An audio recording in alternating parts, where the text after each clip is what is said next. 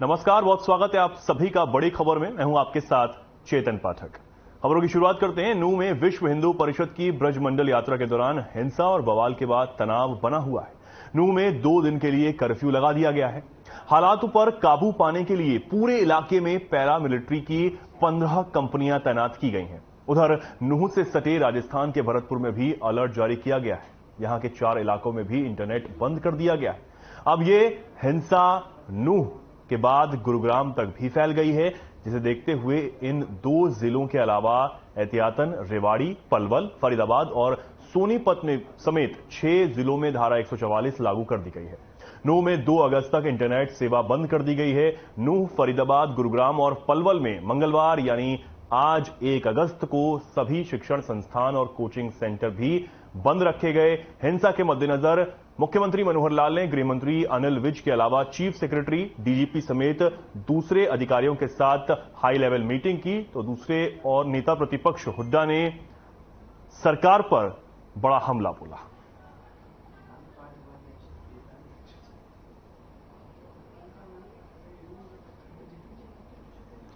तो ये 4 तस्वीरों के माध्यम से आप देख सकते हैं, नूंह में हिंसा जो है वो भड़की है। नेताओं ने लोगों से अपील की है, संयम बरतने की अपील यहां पर की गई है। खुद मुख्यमंत्री मनोहर लाल ने लोगों से अपील की है, साथ ही गृह मंत्री अनिल विज ने भी लोगों से शांति बनाए रखने की जो है अपील की है। प्रशासन लगातार कार्रवाई कर रहा है और चौथी जो तस्वीर है उसके माध्यम से आप देख सकते हैं कि किस तरीके से जो हिंसा है उस बीच प्रशासन ने कार्रवाई करते हुए इंटरनेट सेवा बंद कर दी है।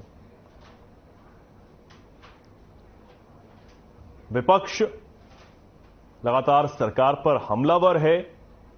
नूंह मामले को लेकर विपक्ष ने सरकार पर वार किया है। भूपेंद्र सिंह हुड्डा और सुशील गुप्ता ने सरकार का फेलियर इसे बताया है और साथ ही कहा कि सरकार सही से सुरक्षा व्यवस्था करती तो ये सब ना हुआ होता। तो सभी से शांति बनाए रखने की अपील लगातार की जा रही है। अब तक इस हिंसा में 5 लोगों की मौत हो गई है, यह खबर है। इसी के साथ हालातों पर मुख्यमंत्री मनोहर लाल नजर बनाए हुए हैं। इस दौरान उन्होंने अधिकारियों के साथ हाई लेवल मीटिंग की है। साथ ही सीएम ने शांति बनाए रखने की अपील सभी से की है। इसी के साथ गृह मंत्री अनिल विज का नूंह हिंसा पर बयान सामने आया। उन्होंने कहा कि मास्टरमाइंड का रचा हुआ ये प्लान है। सभी से संयम बरतने की मांग भी उन्होंने की है। कल जो 31 तारीख को नूंह में घटना हुई, बहुत ही एक दुर्भाग्यपूर्ण घटना है। इस घटना के होते ही जब हमको पता लगा तो हमने अपने पुलिस के सब उच्च अधिकारियों को, डीजीपी साहब, ADG CID, ADGP law and order और अन्य आसपास के जिलों से भी पुलिस फोर्स को तुरंत वहां रवाना किया। दोपहर 2 बजे के आसपास की ये घटनाएं हैं। घटना इस प्रकार हुई कि वहां समाज की एक यात्रा जो हर वर्ष निकलती थी उसका आयोजन किया जा रहा था और कुछ लोगों ने एक षड्यंत्र रच करके उस यात्रा पर आक्रमण करना शुरू किया और आक्रमण न केवल यात्रा पर बल्कि पुलिस के ऊपर भी उन लोगों ने किया, जिसके परिणाम स्वरूप यात्रा को भी भंग किया गया और बहुत से स्थानों पर आगजनी की घटनाएं हुई, गाड़ियां जला दी गई। निश्चित रूप से एक बड़े षड्यंत्र का कहीं न कहीं हिस्सा लगता है।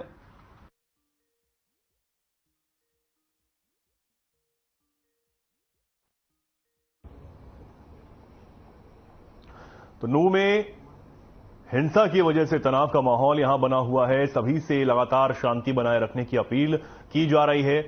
अब तक बताया जा रहा है कि 5 लोगों की इस हिंसा में मृत्यु हो चुकी है। 2 दिन का कर्फ्यू यहां पर लागू किया गया है और 6 जिलों में धारा 144 लगा दी गई है। तो लगातार प्रशासन अपनी कार्रवाई कर रहा है और मुख्यमंत्री, गृहमंत्री और बाकी अन्य नेता लगातार लोगों से शांति बनाए रखने की अपील कर रहे हैं। विपक्ष का भी नूंह मामले पर बयान सामने आया है और सरकार पर हमला बोलते हुए पूर्व मुख्यमंत्री भूपेंद्र सिंह हुड्डा ने सरकार का फेलियर इसे बताया है और इसी के साथ कहा है कि सही से सुरक्षा व्यवस्था अगर की जाती तो ये सब ना होता। आपको बता दें कि ब्रज यात्रा के दौरान हिंसा भड़की, पथराव हुआ और तस्वीरें आप लगातार देख रहे हैं कि इस तरीके से कुछ लोग जो हैं वो पथराव करते हुए नजर आ रहे हैं। हालांकि प्रशासन लगातार कार्रवाई कर रहा है, कर्फ्यू लगा दिया गया है, 144 धारा लागू कर दी गई है। बताया जा रहा है कि 6 जिलों में ये धारा 144 जो है वो लागू की गई है। 2 दिनों का कर्फ्यू है।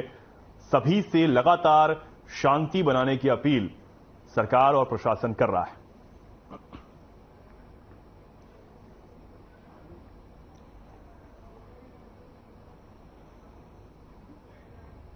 और इस पर ज्यादा जानकारी के लिए हमारे साथ हमारे संवाददाता ओपी शर्मा जुड़ गए हैं। ओपी शर्मा जी, नूंह में इस वक्त क्या हालात हैं? हालांकि कर्फ्यू लगाया गया है, 6 जिलों में धारा 144 लागू कर दी गई है, लेकिन इस वक्त क्या हालात वहां पर बने हुए हैं? सामान्य है, लेकिन अभी भी जो हालात वो टेंशन में है और तनावपूर्ण काफी बना हुआ है। अगर केंद्र सरकार की बात करें तो केंद्र सरकार की तरफ से बिल्कुल जो अर्धसैनिक बल है, पैरामिलिट्री फोर्सेज है, वो भेजी गई। वहीं हरियाणा की तरफ से भी जो है करीबन 30 जो विभिन्न जिलों से जो कंपनियां वहां पर भेजी गई हैं, तो उस लिहाज से हरियाणा सरकार की पूरी जो है कोशिश है कि इस मसले को कहीं ना कहीं जल्द से जल्द शांत कर दिया जाए। अब तक अगर कुल बात करें 5 लोगों की जो है मौत हुई, जिसमें से 2 पुलिस वाले और 3 जो सिविलियन हैं, और करीबन 70 लोगों को गिरफ्तार करके करीबन 16 से 17 जो है FIR दर्ज हुई। जी चेतन। ओपी शर्मा जी, अभी हाई लेवल मीटिंग इस मामले पर मुख्यमंत्री ने की, उसमें क्या कुछ बात रखी गई है? क्या कुछ अधिकारियों ने बताया है? देखिए, मीटिंग के अंदर जो है जो नूंह जिले की जो हालातों की जो समीक्षा की गई थी, तो पूरी तरीके से लॉ एंड ऑर्डर जो बहाल करने की जो उसमें बात की गई। हरियाणा के मुख्यमंत्री मनोहर लाल, गृह मंत्री अनिल विज और मुख्य सचिव अनिल विज और मुख्य सचिव संजीव कौशल सहित तमाम बड़े अधिकारियों ने इस बैठक में हिस्सा लेकर हालातों का जो है जायजा लिया है। और अभी फिलहाल हरियाणा सरकार ने जो है 6 जिलों के अंदर जो है वो धारा 144 लागू कर दी एहतियात के तौर पर, जिसके अंदर रेवाड़ी, पलवल, नूंह, सोनीपत जैसे जिले शामिल हैं। जी, इंटरनेट सेवा क्या बहाल हुई है या अभी भी उसे बंद रखने का फैसला किया गया है? देखिए जैसे फिलहाल इंटरनेट सेवा को जो है 2 अगस्त रात को 12 बजे तक के लिए इस तरह जो है वो पोस्टपोन किया गया, लेकिन अब अगर हालात सामान्य हो जाते हैं तो उसके बाद हो सकता है कि उसको बहाल कर दिया जाए। अगर हालातों में कल शाम तक अगर किसी भी तरह की कोई इम्प्रूवमेंट नहीं दिखाई देती तो शायद इंटरनेट के ऊपर जो रोक लगी है वो जारी रह सकती है। जी, ओपी शर्मा जी, गृह मंत्री अनिल विज का बयान सामने आया। उन्होंने कहा है कि इसके पीछे किसी मास्टरमाइंड का हाथ है, कोई मास्टरमाइंड है इसके पीछे, इस हिंसा के पीछे। क्या कुछ उनका कहना है? देखिए, इस पूरे मामले के मुख्यमंत्री मनोहर लाल और गृह मंत्री अनिल विज के जो है एक ही सुर है। पूरी बीजेपी जो है एक ही सुर में बोलकर इसको जो एक साजिश बता रही है, और इस साजिश के मामले की जब तक पूरी तरीके से जांच नहीं होकर कौन लोग इसके लिए थे तब तक कुछ कहा नहीं जा सकता है। लेकिन जिस तरीके से एक जो ब्रज यात्रा जो आ रही थी और करीबन यात्रा के आने से 3-4 दिन पहले तक जिस तरीके से सोशल मीडिया के ऊपर एक दूसरे पक्षों के बीच में जो है एक टोका टिप्पणी या फिर कमेंट किए जा रहे थे, तो उसके चलते हुए कहीं ना कहीं जो सरकारी तंत्र था वो शायद हालातों को भाप नहीं सका, और उसकी नाकामी जिसकी वजह से कल ये सब कुछ हुआ। अब अगर हम मीडिया रिपोर्ट्स के माने तो घरों के अंदर पत्थर जमा थे और उसके बाद जो है चलती हुई यात्रा के ऊपर पत्थर वगैरह फेंके गए। तो क्या जो सरकार का अमला था वो क्या सो रहा था? क्या उसको बिल्कुल भी भनक नहीं थी कि यात्रा इन इलाकों से गुजर रही है तो यहाँ पर यात्रा के ऊपर हमला हो सकता है? तो कहीं ना कहीं अभी ठीक है, सीएम की बात करें या फिर गृह मंत्री की बात करें, सभी इसको एक राजनीतिक सियासत बताकर अपना पल्ला झाड़ रहे हैं। लेकिन जब तक मामले की जांच नहीं होती तो उसको लेकर जो है कुछ कहा नहीं जा सकता। दूसरा, अगर अब सियासत नजर आ रही है तो सरकार को वक्त रहते हुए इसका पता क्यों नहीं चला? तो ये भी कुछ सवाल हैं जो अपने आप में खड़े होते हैं। बिल्कुल। अब कलेक्टर हैं, उनका कहना है कि तैयारियां तो पूरी थी, लेकिन उसके बावजूद किस वजह से यह हिंसा भड़की और इसके पीछे क्या है, इसकी जांच की जा रही है। जांच क्या शुरू हो पाई है, कुछ पता लग पाया है? और जिस तरह की तस्वीरें हम लगातार दर्शकों को दिखा रहे हैं ओपी शर्मा जी, उसमें साफ दिखाई दे रहा है कि कुछ लोग पत्थर मारते हुए नजर आ रहे हैं, नौजवान यहां पर दिखाई दे रहे हैं। तो क्या इन तस्वीरों के माध्यम से भी कोई कार्रवाई की गई है? मुझे नहीं लगता कि शायद अभी तक इस पूरे मामले की जो है सरकार की तरफ से जांच शुरू की गई होगी, क्योंकि फिलहाल सरकार के पहाड़ी इलाके में जो शांति बहाली करने को बहाली की है और उसी के नजरिए से कहीं ना कहीं सरकार जो काम करे। हालांकि जो भी लोग पत्थर बरसा रहे थे या जिन लोगों ने आगजनी की घटना की, वो कहीं ना कहीं मोबाइल के जरिए जो वीडियो बने हैं या सीसीटीवी कैमरे जहां जहां लगे थे उसके अंदर वो जरूर कहीं ना कहीं मतलब वो कैद हो गए हैं। और सामने जब उस मामले की जांच की जाएगी तो सारे जो जितने भी लोगों ने इस पूरी वारदात में ये शामिल रहे हैं उन सबसे जब पूछताछ की जाएगी तो तभी पता चलेगा। फिलहाल 70 के आसपास लोगों को जो अभी तक गिरफ्तार किया गया है। नहीं, ओपी शर्मा जी, अगर आपकी बात हुई हो किसी प्रशासन के नुमाइंदे से, किसी अधिकारी से अगर बात हुई हो तो उनका क्या कुछ कहना है? हालांकि आप बता रहे हैं कि टीम जो है यहां पर लगा दी गई है, पैरामिलिट्री फोर्स यहां पर लगा दी गए हैं, जगह जगह से पुलिस जो बल है उसकी तैनाती यहां पर की गई है। देखिए, इस पूरे मामले के ऊपर अभी भी जो सरकार की तरफ से कुछ ज्यादा कुछ नहीं बोला जा रहा है। खुद हरियाणा के मुख्यमंत्री मनोहर लाल का और हरियाणा के गृह मंत्री का ही बयान सामने आया है। वो ही इस मामले के ऊपर जो बातचीत करें। जहां तक आज एक बार फिर जो है वो मेवात के अंदर जो शांति बहाली समिति थी उसकी दोबारा बैठक है, उसमें सभी पक्षों ने जो है वो मिलजुल कर काम करने की बात की है, लेकिन अभी ज्यादा कुछ नहीं कहा जा सकता।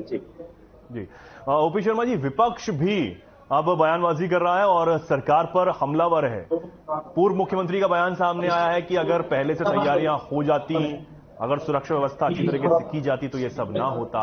तो ये क्या सिर्फ राजनीतिक बयानबाजी है? देखिए चेतन, अगर जिस तरीके से नेता विपक्ष भूपेंद्र सिंह हुड्डा का बयान आया है तो कहीं ना कहीं वो एक विपक्ष के नेता हैं और उसके लहजे से उनकी भी कुछ जिम्मेवारियां बनती हैं। उनका खुद का आरोप है कि कई दिनों से उनके पास इनपुट थे कि जो है हालात बिगड़ सकते हैं, लेकिन उसके बावजूद सरकार ने कोई कदम नहीं उठाया। लेकिन वाकई में इतना बड़ा हादसा हो जाता है और सरकार को कुछ भी अगर पता नहीं चलता है तो ये अपने आप में एक हैरानी करने वाली बात है कि सरकार का जो सीआईडी या जो भी एक अमला था वो क्या कर रहा था। और उसी के चलते भूपेंद्र सिंह हुड्डा ने जो सरकार पर जो निशाना साधा है। देखने वाली बात यह है कि अब आगे जो विपक्ष इस मसले के ऊपर क्या करता है, वो क्या राज्यपाल से मुलाकात करते हैं या अन्य तरीका का कोई ज्ञापन देते हैं या फिर वो जो घटनास्थल का दौरा करके पीड़ित लोगों से मिलते हैं। जी ठीक है ओपी शर्मा जी, बने रहिए आप हमारे साथ। मैं लौटता हूं आपके पास। अब हमारे साथ बीजेपी प्रवक्ता प्रोफेसर वीरेंद्र सिंह चौहान जुड़ गए हैं। प्रोफेसर साहब, बहुत स्वागत है आपका।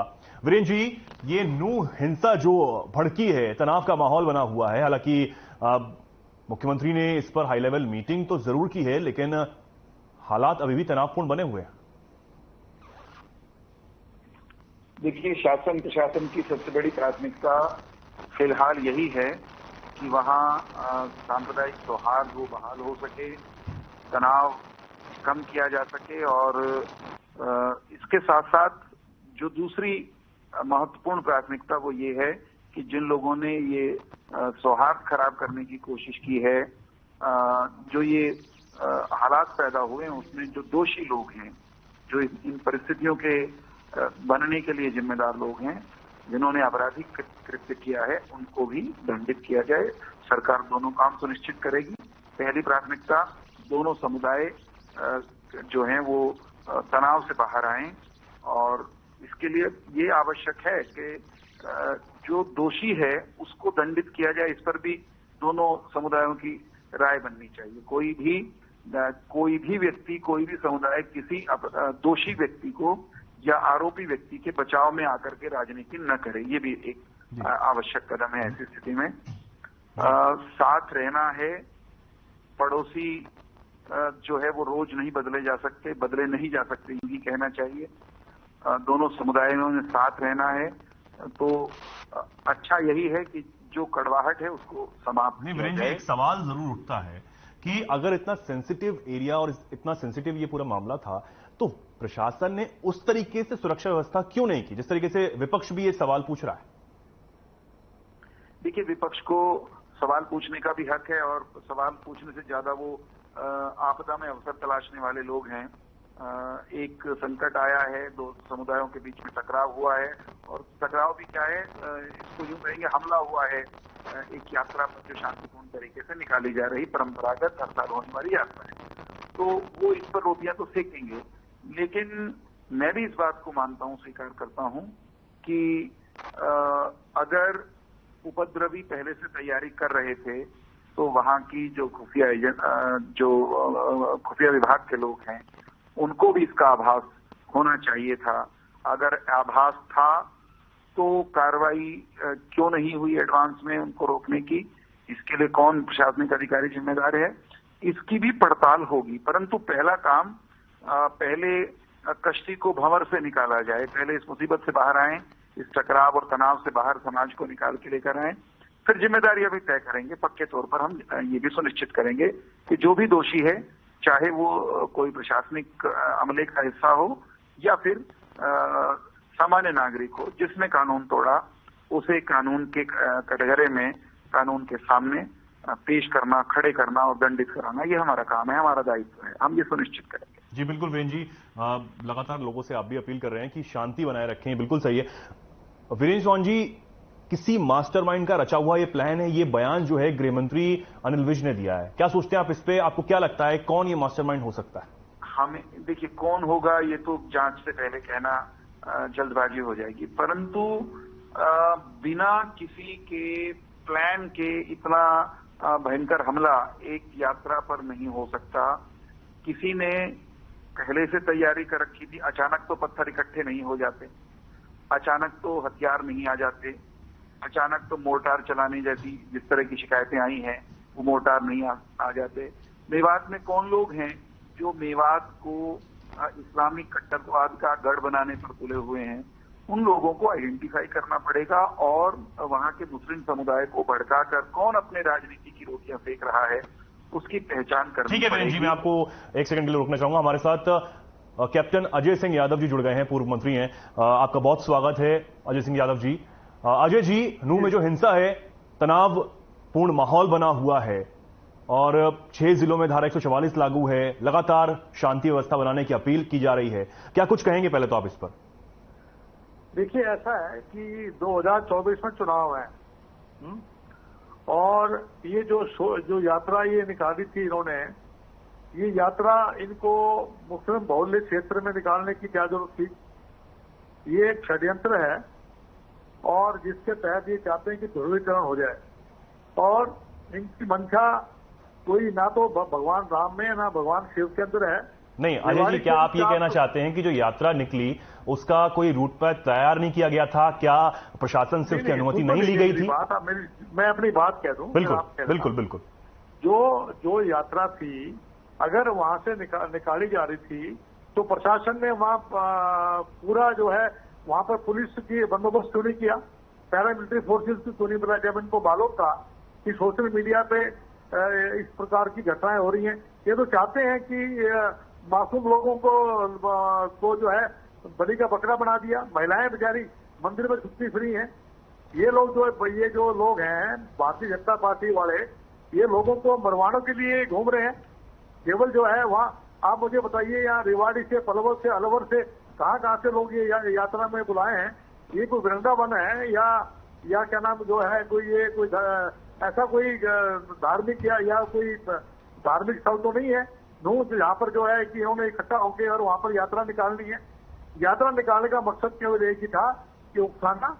मैं उनको भी नहीं अच्छा कह रहा जिन्होंने ये कार्रवाई की, जिन्होंने दंगे करे, जिन्होंने गाड़ियां जलाई हैं, लेकिन मेरा कहने का मकसद ये है कि उद्देश्य क्या है इनका उद्देश्य केवल एक ही है कि ध्रुवीकरण हो जाए और ध्रुवीकरण के नाम के ऊपर जो है गुड़गांव जो लोकसभा क्षेत्र में अशांति फैलाई जाए। आज जो है देश के हालात ऐसे हो गए, शिक्षा ये नहीं देंगे, चिकित्सा ये नहीं देंगे, रोजगार ये नहीं देंगे, केवल जो है धर्म और जाति के नाम पर राजनीति करना चाहते हैं। यानी कि अजय जी, आप भी ये कह रहे हैं कि इसके पीछे किसी मास्टर माइंड का कोई रचा हुआ प्लान है? बिल्कुल षड्यंत्र है ये। हाँ, षड्यंत्र है ये भाजपा के लोगों का, क्योंकि ये हर चीज में नाकाम है। देश की अर्थव्यवस्था बिगड़ चुकी है, महंगाई है, बेरोजगारी है, भ्रष्टाचार है और कॉफी आईडी में घपला है और इन लोगों का गांव में इनको लोगों को घुसने नहीं दे रहे थे। अब इन्होंने जो है इनके जो लोगों को अब ये नया एक मॉडल है जो इन्होंने यहाँ तैयार। जवाब भी ले लेते हैं, हमारे साथ विजेंद्र चौहान जी जुड़े हुए हैं। विजेंद्र जी, सुना आपने? देखिए, कैप्टन अजय यादव से जी जो हैं वो बड़े वरिष्ठ नेता हैं कांग्रेस के, लेकिन मैं उनसे इस बात की उम्मीद नहीं कर रहा था कि वो ये कहेंगे कि उस क्षेत्र का या हरियाणा के अलग अलग क्षेत्रों के हिंदू समाज के लोग वो इस सालाना ब्रिज मंडल यात्रा में शामिल होने क्यों गए। वो ब्रिज मंडल यात्रा में शामिल होने कहीं देश की सीमा से बाहर गए थे क्या? वो जो क्षेत्र है, वो जो मेवात है, नूह है, वो हरियाणा का और हिंदुस्तान का ही हिस्सा है। क्या हरियाणा के एक हिस्से के हिंदू समाज के लोगों को दूसरी जगह पर मंदिर में, तीर्थ में, किसी सालाना यात्रा में शामिल होने जाने के लिए वो वहां के मुसलमानों की इजाजत लेनी पड़ेगी? क्या मुसलमानों को हिंदुओं की इजाजत लेनी पड़ेगी? ये कौन सी भाषा है? ये कौन सा, किस तरह की दलील दी है कैप्टन साहब ने? ये बहुत विचित्र दलील है। वहां पर वो यात्रा सालाना होती है, बरसों से हो रही है, और उस यात्रा में कहीं कोई एक भड़काऊ नारा लगने की कोई बात कहीं से आई नहीं। उस यात्रा में शामिल लोग या ईश्वर भक्ति की बात कर रहे थे या देशभक्ति की बात कर रहे थे। भारत माता की जय, वंदे मातरम, हर हर बम बम, ये नारे लग रहे थे। अगर नारे भी लग रहे थे तो क्या इन नारों के लगाने से और हरियाणा के हिंदू समाज के लोगों के अपने मंदिरों की यात्रा करने से मेवात का अगर दूसरे समाज का एक वर्ग वो हिंसक होता है तो क्या उनके सामने सरेंडर करने के लिए कह रहे हैं कैप्टन साहब? क्या हिंदू समाज के लोग अपनी यात्राएं निकालना बंद कर दें क्योंकि दूसरे समुदाय के लोग को हमारे देवी देवता, हमारी यात्रा, हमारे नारे अच्छे नहीं लगते? ये बड़ी विचित्र और हिंदू विरोधी मानसिकता है कांग्रेस पार्टी की। एक संप्रदाय का तुष्टीकरण और दूसरा संप्रदाय जिसको इस घटना में चोट लगी है वो शांतिप्रिय ढंग से, शांतिपूर्ण ढंग से अपना आयोजन कर रहे थे, उन पर मंदिर में आकर हमला होता है, उन पर पथराव होता है, बजाय ये सवाल उठाने के कि इतनी असहिष्णुता क्यों आ गई मेवात के अंदर कि वहां पर अल्पसंख्यक समुदाय जो कि संख्या में कम होने के कारण कमजोर तबका भी आप उसको कह सकते हो, वो अपना धार्मिक आयोजन भी न करे। इस तरह का दबाव, इस तरह की घेरेबंदी की जाए, इस तरह से। बहुत धन्यवाद विजयन जी, बहुत धन्यवाद आपका हमारे साथ जुड़ने के लिए। साथ ही अजय यादव जी, बहुत धन्यवाद आपका भी हमारे साथ जुड़ने के लिए इस चर्चा में। लौटते हैं हमारे संवाददाता ओपी शर्मा जी के पास, वो जुड़े हुए हमारे साथ। ओपी शर्मा जी, लगातार बयानबाजी चल रही है विपक्ष और पक्ष दोनों तरफ से, लेकिन जो हालात अभी बने हुए हैं उस पर जांच होना जरूरी है। क्या कुछ निकलकर सामने आएगा यह भी बहुत जरूरी है, लेकिन 5 लोगों की मौत भी हुई है। ओपी शर्मा जी, इसमें देखिए चेतन, वाकई में कहीं ना कहीं ये घटना जो है प्रशासन के ऊपर अपने आप में सवाल इकट्ठे करती है। खुद जो वीरेंद्र सिंह बीजेपी वक्ता थे उनका भी मानना था कि घरों में पत्थर जमा हो गई, ये कैसे जमा हो गई। तो एक सवाल ये भी उठता है कि जिस वक्त ये पत्थर उन्हें दूसरे समुदाय के घरों में जब जमा हो रहे थे तो पुलिस और जो सीआईडी अमला था वो क्या कर रहा था?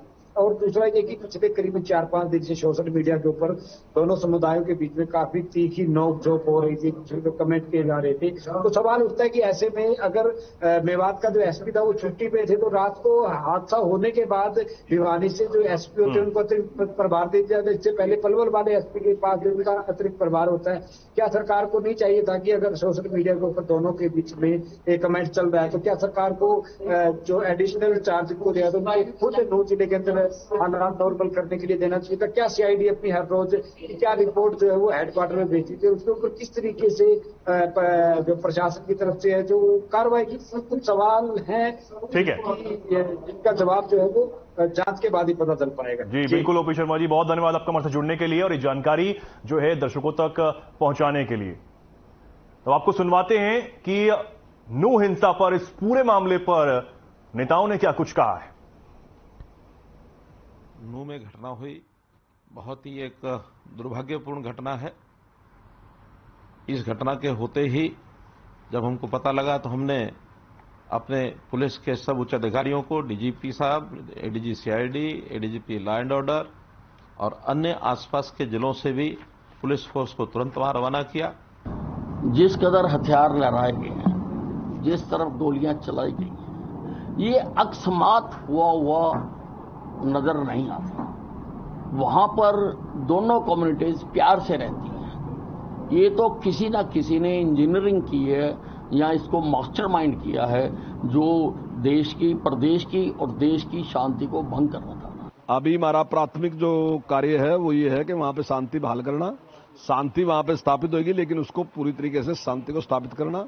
20 कंपनियां हमने बुला ली और आसपास की पुलिस भी वहां पे है। और मैं समझता हूं कि जो सज्जन लोग हैं वो भी सक्रिय हो गए।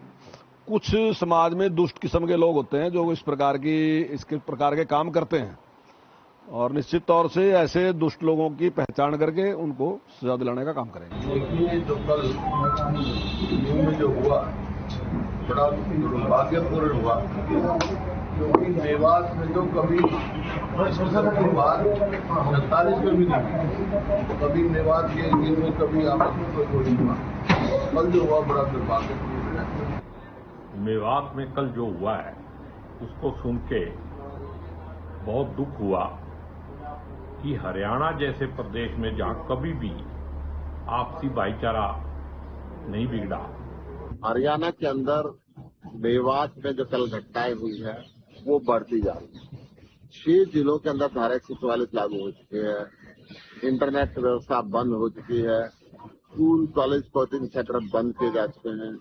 मैं हरियाणा की जनता से अपील करना चाहूंगा।